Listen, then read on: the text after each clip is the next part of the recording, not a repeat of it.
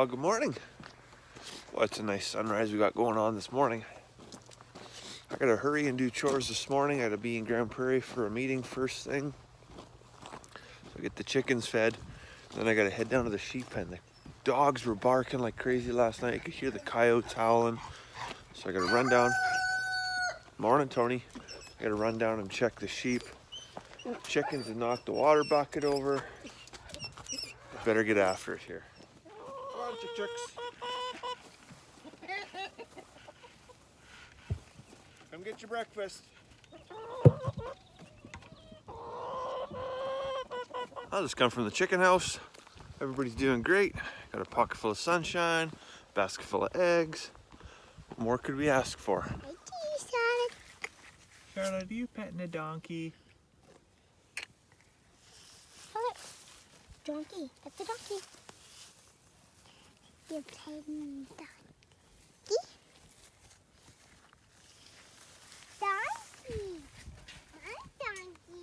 No, these are Charlotte's donkey. So the wind has picked up. It's cooled right off. There's a couple of drops of rain coming down right now.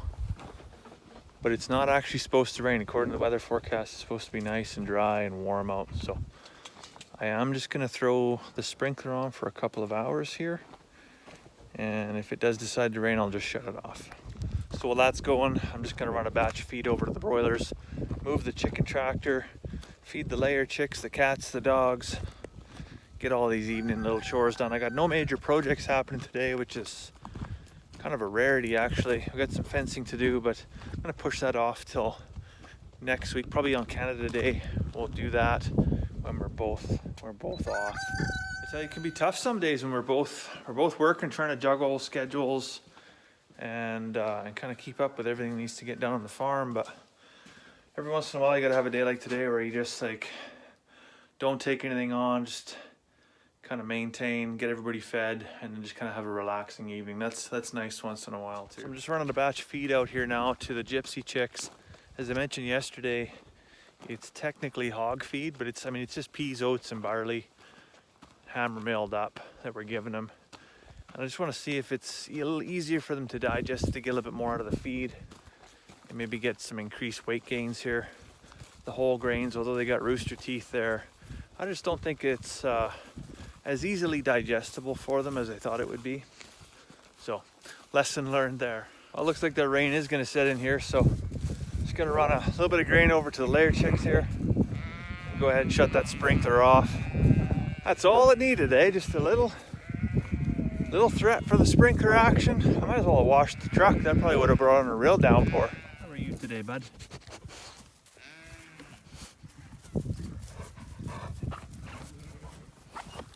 Hey, Stripey Cat.